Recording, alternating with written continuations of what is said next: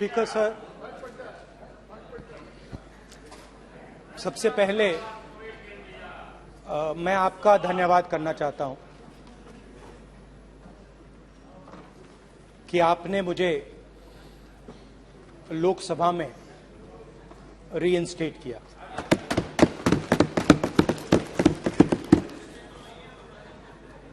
और पिछली बार जब मैं बोला तो शायद मैंने आपको थोड़ा कष्ट भी पहुंचाया, क्योंकि मैंने इतनी जोरों से अदानी जी पे फोकस किया कि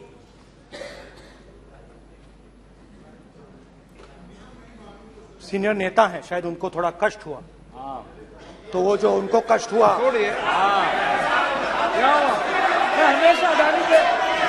हमेशा अडानी पे अभी भी कष्ट हो रहा है। वो जो कष्ट हुआ, अभी भी कष्ट हो रहा है। विषय पे आइए, विषय पे। अभी भी कष्ट हो रहा है। ये देखिए, ये सारे ये नहीं मगर सुनिए ये है। तो वो जो कष्ट हुआ, 1 2 3 4 5 उसका असर शायद हुआ। तो इसके लिए मैं आपसे माफी मांगता हूं, मगर मैंने सिर्फ सच्चाई रखी थी। मगर आज जो मेरे बीजेपी के मित्र हैं, आज आपको डरने की जरूरत नहीं है, डरो मत। क्योंकि आज जो मेरा भाषण है, डरो मत और आप डरो मत।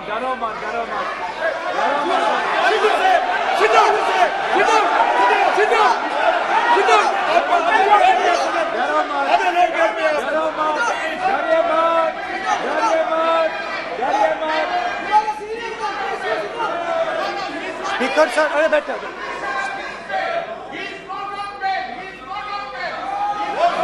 ब्रदर। तो आज कोई घबराने की जरूरत नहीं है। आज मैं अपना भाषण, मेन जो भाषण है, वो अदानी जी पे नहीं बोलने जा रहा हूं। आप छोड़िए, तो आप रिलैक्स कर सकते हैं, आप शांत रह सकते हैं, क्योंकि मेरा भाषण आज दूसरी डायरेक्शन में जा रहा है।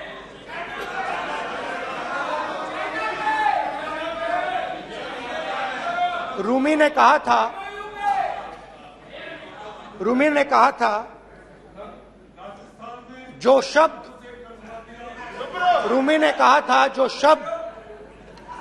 दिल से आते हैं, वो शब्द दिल में जाते हैं। तो आज मैं दिमाग से नहीं बोलना चाह रहा हूं, मैं दिल से बोलना चाह रहा हूं।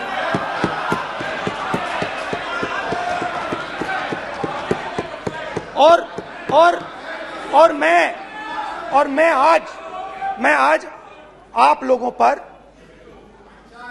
इतना आक्रमण नहीं करूंगा। मतलब एक दो गोले जरूर मारूंगा, मगर इतना नहीं मारूंगा। तो आप रिलैक्स कर सकते हैं।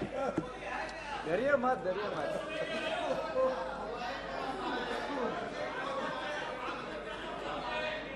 अरे रक्षा मंत्री जी, आज संभाल लेंगे आप लोग।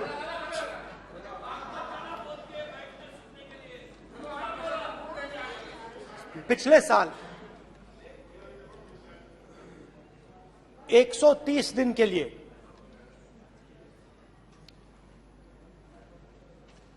मैं भारत के एक कोने से दूसरे कोने तक गया, अकेला नहीं,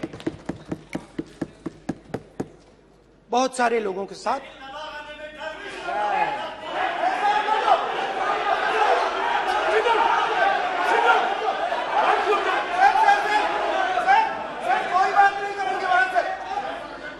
सर, ये हमारा टाइम खत्म करने का साजिश है। प्रधानमंत्री बोलेंगे ऐसे ही हो गया सर। सारे समय निकल गए। समुद्र अधीर समुद्र के तट से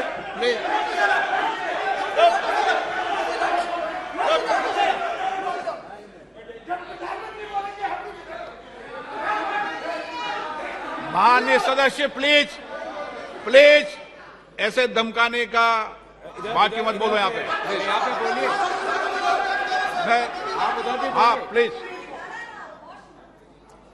मैं समुद्र के तट से कश्मीर की बर्फीली पहाड़ी तक चला। नहीं, लद्दाख को मैंने नहीं छोड़ा। यात्रा अभी खत्म नहीं हुई है, यात्रा जारी है और जरूर लद्दाख आएंगे, घबराइए मत। बहुत सारे लोगों ने मुझसे पूछा यात्रा के दौरान, यात्रा के बाद कि राहुल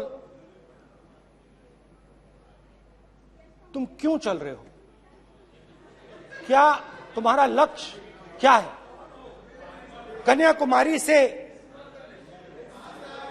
कन्याकुमारी से कश्मीर तक क्यों जा रहे हो। और जब वो मुझसे पूछते थे, शुरुआत में मेरे मुंह से जवाब नहीं निकलता।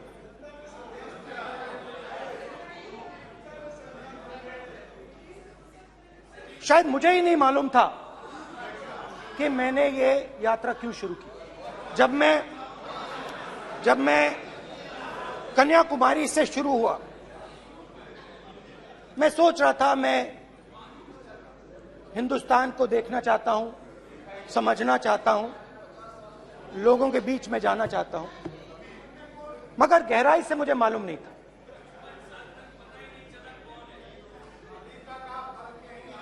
थोड़ी देर में मुझे बात समझ आने लगी।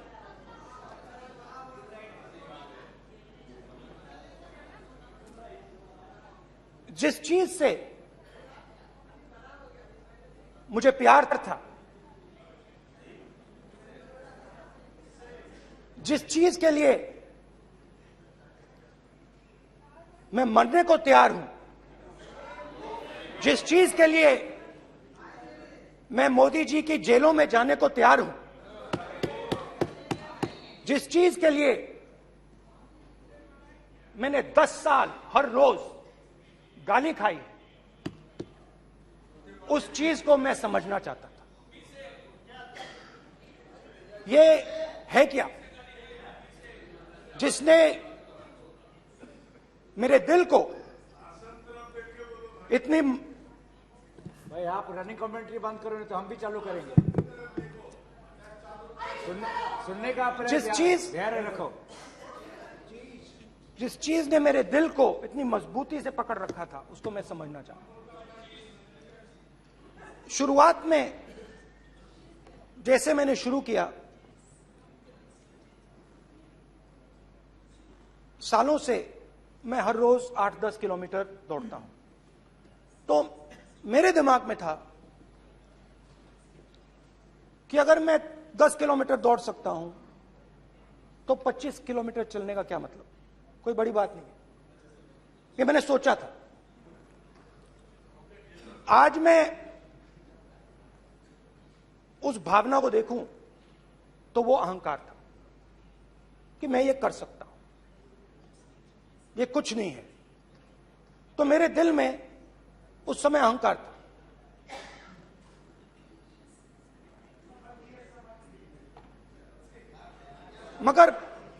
मगर भारत अहंकार को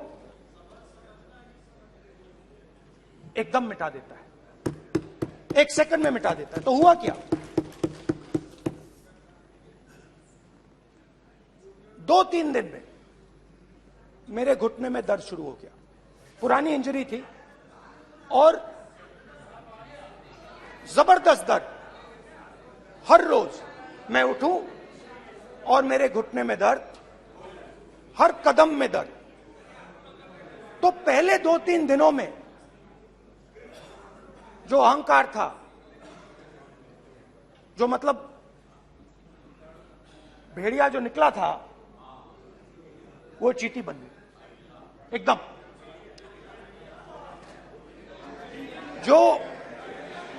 जो हिंदुस्तान को अहंकार से देखने निकला था वो पूरा का पूरा अहंकार गायब हो गया।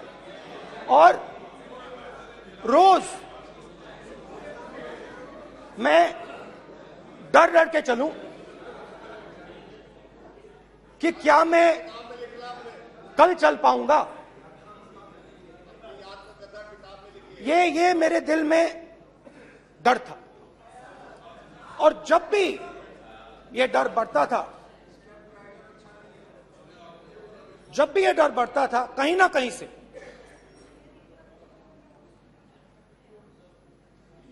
कोई ना कोई शक्ति मेरी मदद कर देती। एक दिन मैं सह नहीं पा रहा था, एक छोटी सी लड़की आती है, मुझे चिट्ठी दे देती। मैंने चिट्ठी खोली, 8 साल की थी, उसमें लिखा था, Rahul, I am walking with you, don't worry. उसने मेरे पैर में चोट देखी और उसने अपनी शक्ति मुझे दे दी। सिर्फ उसने नहीं, लाखों लोग ने। और शुरुआत में जब मैं चल रहा था, कोई किसान आता था, मैं एकदम पहले उसको अपनी बात बताता था कि आपको ये करना चाहिए, आपको इस प्रकार से काम करना चाहिए। मगर इतने लोग आए, हजारों लोग आए कि थोड़ी देर में मैं बोल नहीं पाया। जो मेरे दिल में बोलने का डिजायर था वो बंद हो गया, बोल ही नहीं पाया क्योंकि इतने लोगों से बोलना था। और एक सन्नाटा सा छा गया, भीड़ की आवाज थी, भारत जोड़ो, भारत जोड़ो, भारत जोड़ो। और जो मेरे से बात करता था उसकी आवाज में सुनता गया।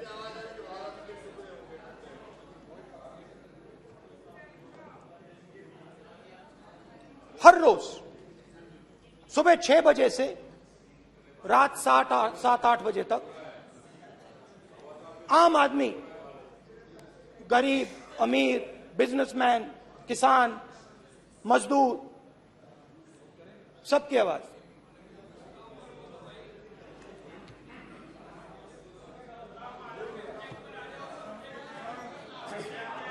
आ रहा हूं। आप कल से रुके, अब थोड़ा और रुक लो, 5-10 मिनट रुक जाओ। तो ये चलता गया, मैं बात सुनता गया। और फिर मेरे पास एक किसान आया और किसान ने हाथ में रुई पकड़ी हुई थी और उसने मुझे कहा, अध्यक्ष महोदय, उसने मुझे कहा, मेरी आंख में देखकर उसने मुझे अपना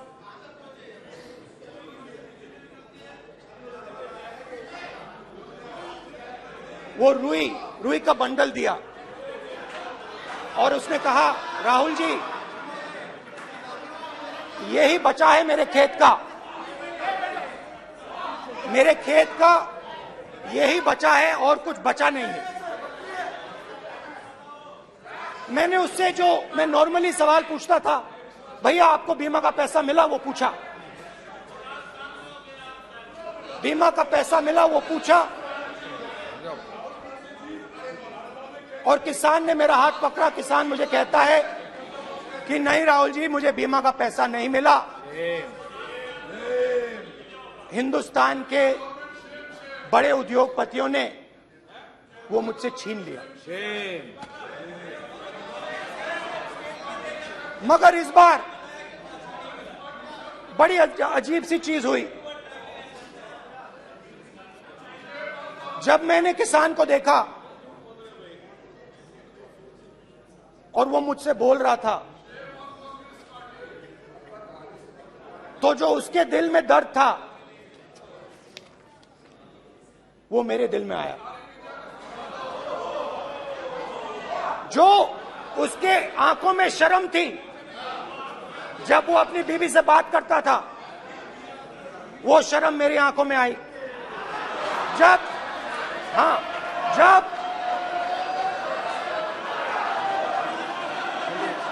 जब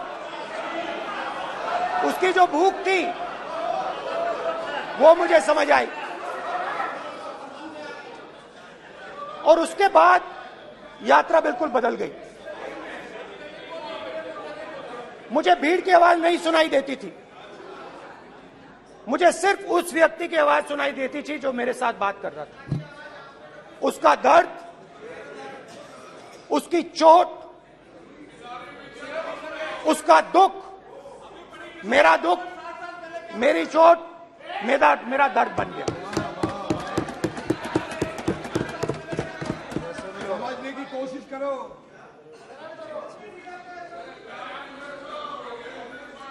भाइयों और बहनों, लोग कहते हैं कि ये देश है, कोई कहता है ये अलग अलग भाषाएं हैं, कोई कहता है ये जमीन है, मिट्टी है, कोई कहता है ये धर्म है, ये सोना है, ये चांदी है। मगर भाइयों और बहनों, सच्चाई है कि ये देश एक आवाज है। ये देश सिर्फ एक आवाज है। ये देश, इस देश की लोगों की आवाज है। इस देश के लोगों का दर्द है, दुख है, कठिनाइयां हैं। और अगर हमें इस आवाज को सुनना है तो हमारे दिल में जो अहंकार है, हमारे जो डिजायर्स हैं, हमारे जो सपने हैं, उनको हमें परे करना पड़ेगा। जब हम अपने सपनों को परे करते हैं तब हमें हिंदुस्तान की आवाज सुनाई देती है, तब तक हिंदुस्तान की आवाज हमें नहीं सुनाई देती। अब आप कहोगे ये बात मैंने नॉन कॉन्फिडेंस मोशन में क्यों रखी? इसका क्या मतलब है कि भारत एक आवाज है, भारत लोगों का दुख है, भारत लोगों का कष्ट है, मुश्किलें हैं। क्योंकि भाइयों और बहनों,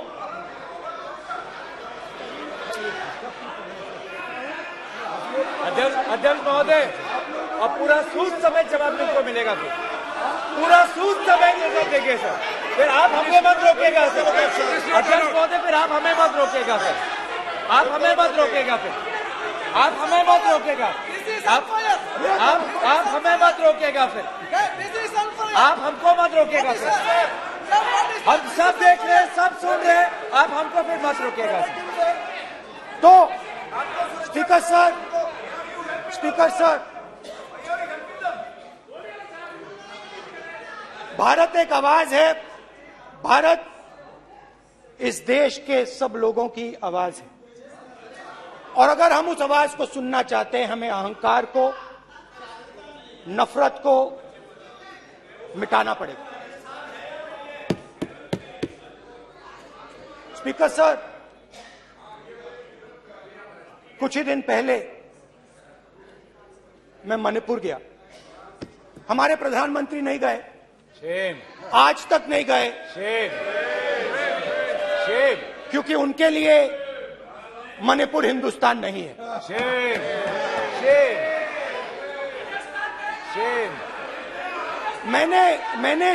मैंने मणिपुर शब्द प्रयोग किया, मगर आज की सच्चाई यह है कि मणिपुर नहीं बचा है। मणिपुर को आपने दो भाग में कर दिया है। मणिपुर को आपने बांट दिया है, तोड़ दिया है। मैं मणिपुर में रिलीफ कैंप्स में गया। रिलीफ कैंप में आज जा रहा हूं।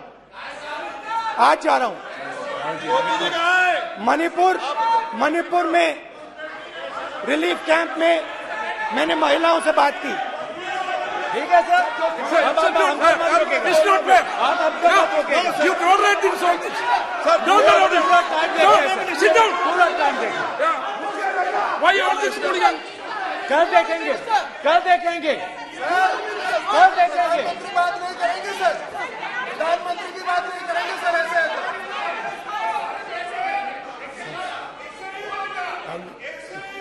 सूद समय मैं जवाब मणिपुर मिलेगा। गया और मणिपुर के कैंप्स में मैंने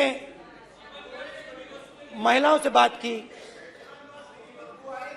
बच्चों से बात की,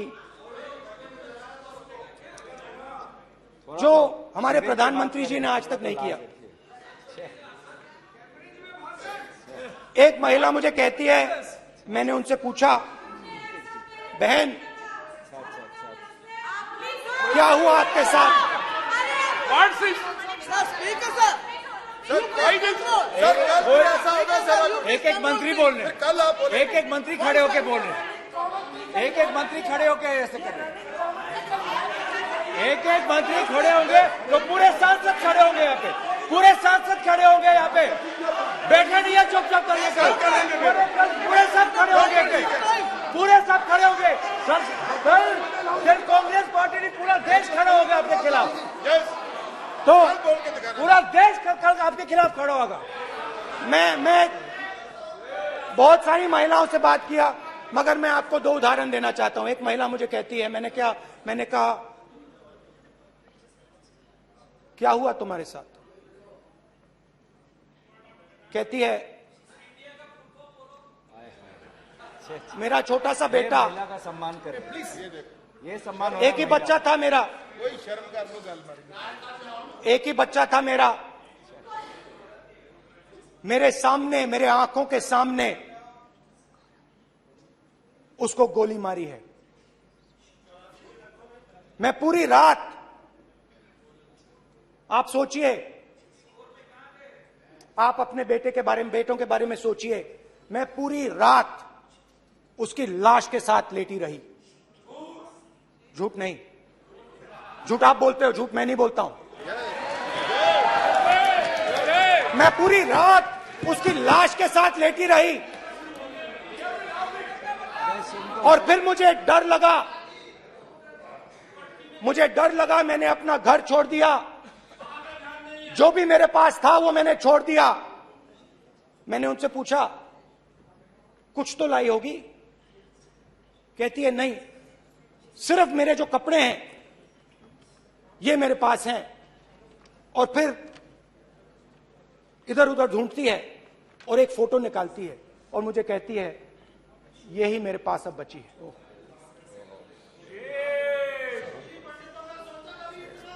एक और उदाहरण, दूसरे कैंप में मैं, एक महिला मेरे सामने आती है, मैं उससे पूछता हूं, तुम्हारे साथ क्या हुआ? क्या हुआ तुम्हारे साथ? और जैसे ही मैंने ये सवाल पूछा,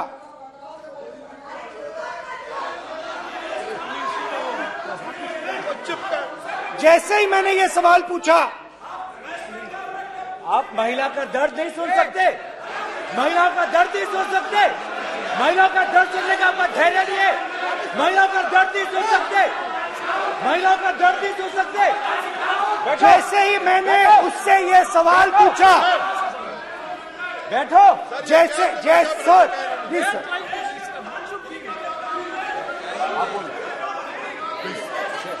शर्म करिए, शर्म करिए।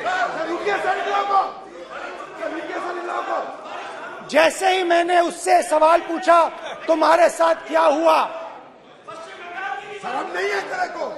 वैसे ही एक सेकंड में वो कांपने लगी।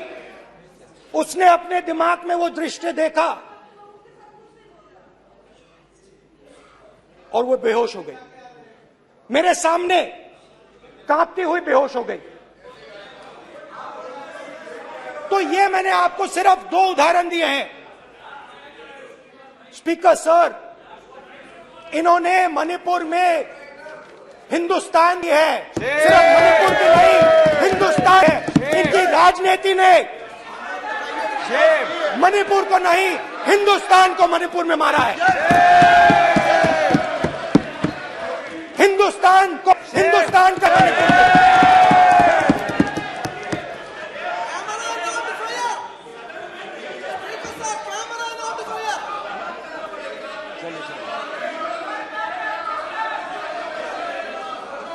अरे दो भाग के हैं, शराब करिए जी।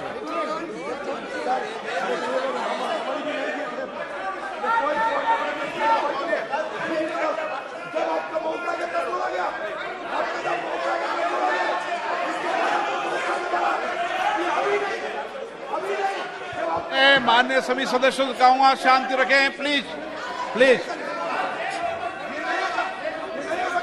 मणिपुर, हाँ क्या बोल रहे हैं? अब बोलिए। एक अरे भाई क्या बात है, क्यों बात नहीं कर सकते, क्या बात करते हैं? इन्होंने राहुल गांधी ने आज सदन में पानी पी रहे हैं भाई। आप क्या बात करते, बैठो सर। सर ये राहुल गांधी ने आज जो बातें कही है इस सदन में बहुत ही गंभीर बात किया है। मैं उनसे एक सवाल पूछना चाहता हूँ। 60 दशक तक हजारों लोगों को नॉर्थ ईस्ट में हत्याएं हुए हैं, इसका जिम्मेदार कांग्रेस पार्टी है। राहुल गांधी को माफी मांगना चाहिए। राहुल गांधी का कांग्रेस पार्टी 60 साल से ज्यादा इस देश को शासन किया है। नॉर्थ ईस्ट को इन्होंने किया है। आज नॉर्थ ईस्ट में जितना मिलिटेंसी है ये कांग्रेस पार्टी ने पैदा किया है। क्या बात करते हैं, अपना बात करते हैं। आज नॉर्थ ईस्ट में सारा जितना भी मिलिटेंट ग्रुप है सारा कांग्रेस पार्टी की वजह से जमा हुआ है।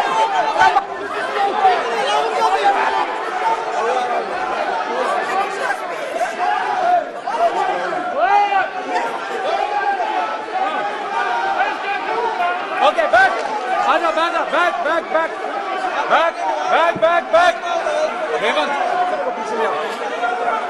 Back back back IB IB IB IB IB हो गया हो गया हो गया। प्रतापन हो गया। बैक आप बैक भाषण नहीं सुनना चाहते हैं? बैक करो, आप भाषण नहीं सुनना चाहते, प्लीज बैठिए बैक करो, बैक बैठिए बैठिए बैठिए प्लीज बैठिए नीचे आओ यार, प्लीज बैठिए नीचे आओ, प्लीज बैठिए। चले चलिए चलिए अंदर लो, चलिए। प्लीज ओके थैंक यू सबसे बड़ा thank you please thank you.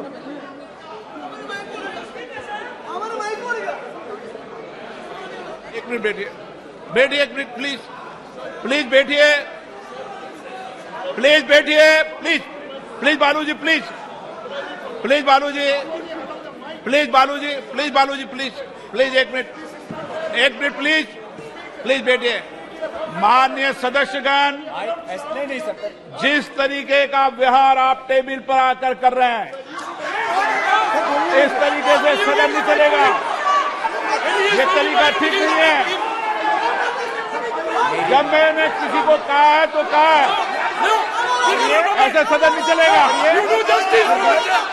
आप सदन नहीं चलाना चाहते अलग बात है, अब अपनी बात कहिए। गलत तरीका ये, नो ऐसे सदन चलने वाला नहीं है। जो माननीय सदस्य टेबल पर आए हैं उनके खिलाफ कार्रवाई होगी। प्लीज बैठिए आप भी बैठिए। माननीय मंत्री जी प्लीज बैठिए। भारत सदन है, माता, प्लीज बैठिए। भारत माता, प्लीज बैठिए। Please brother. मैं बहुत शांति से सुन रहा हूं। इसका तरीका ये नहीं है उचित हो कि आप टेबल पर आए। नहीं, गलत तरीका ये। आप जैसे मैंने माननीय sir please please brother please भाई पानी लो। जैसे मैंने भाषण के शुरुआत में बोला, भारत एक आवाज है, भारत हमारी जनता की आवाज है, दिल की आवाज है। उस आवाज की ने मणिपुर में की, इसका मतलब भारत माता ने मणिपुर में की।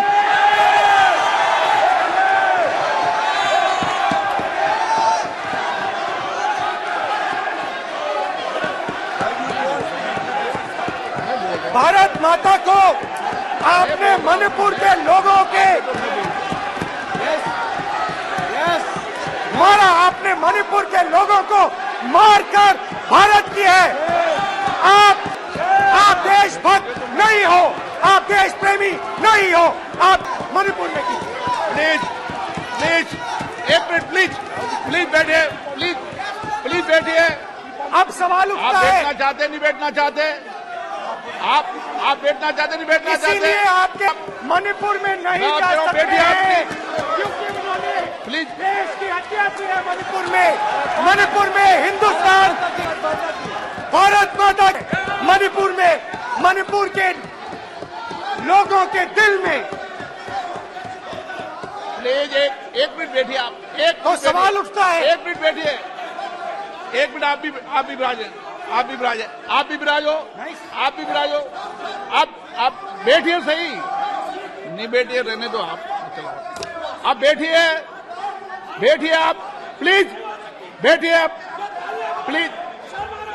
आप बोल रहे फिर आप भारत माता के रखवाले नहीं एक हो, मिनट, माननीय आप भारत माता के हत्यारे हो। प्लीज माननीय सदस्य प्लीज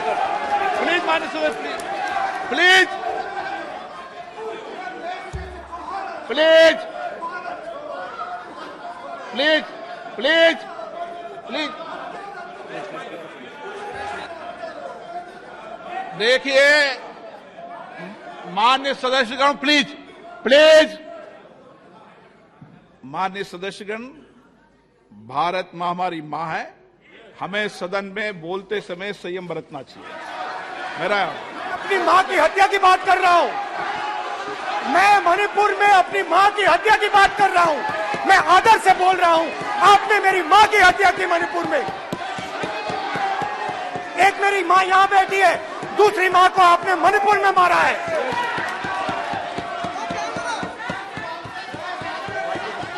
और हर रोज जब तक आप हिंसा को बंद नहीं करोगे, तब तक आप मेरी मां की हत्या कर रहे हो।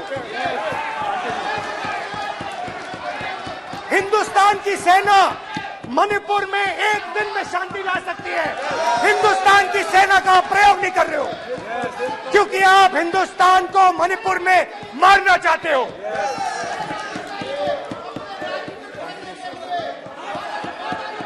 तो अगर नरेंद्र मोदी जी हिंदुस्तान की आवाज नहीं सुनते हैं, अगर हिंदुस्तान के दिल की आवाज नहीं सुनते हैं, तो किसकी आवाज सुनते हैं? दो लोगों की आवाज सुनते हैं। किसकी आवाज सुनते हैं? इसकी आवाज सुनते हैं, माननीय सदस्य और इसलिए सुनते हैं। नो ये गलत तरीका माननीय सदस्य, देख लीजिए गलत तरीका है। अडानी जी के लिए मोदी जी ने क्या काम किया है, देख माननीय लीजिए। सदस्य ये पहले आपको और ये बाद में। गलत तरीका आपका, माननीय सदस्य आपका गलत तरीका है, आप सीनियर सदस्य हैं, आप इस तरीके का व्यवहार सदन में मत करिए। आप बात करिए, लेकिन इस तरीके से पोस्टर लाना ये उचित नहीं है किसी तरीके से। रावण दो लोगों की सुनता था, रावण दो लोगों की सुनता था, मेघनाथ और कुंभकर्ण। वैसे ही नरेंद्र मोदी दो लोगों की सुनते हैं, अमित शाह और अडानी। भाई और बहनों, लंका को हनुमान ने नहीं जलाया था, लंका को रावण के अहंकार ने जलाया था। प्लीज माननीय सदस्य, आप संयमित बोले। आप ये सदन है, आप तरीके से बोलिए माननीय राम सदस्य। ने रावण को नहीं मारा था, रावण के अहंकार ने रावण को मारा था। आप पूरे देश में केरोसिन फेंक रहे हो, पूरे देश में आप केरोसिन फेंक रहे हो। आपने मणिपुर में केरोसिन फेंकी और फिर चिंगारी लगा दी। अब आप हरियाणा में कर रहे हो, पूरे देश को आप जलाने में लगे हो। आप पूरे देश में भारत माता की हत्या कर रहे हो। धन्यवाद स्पीकर।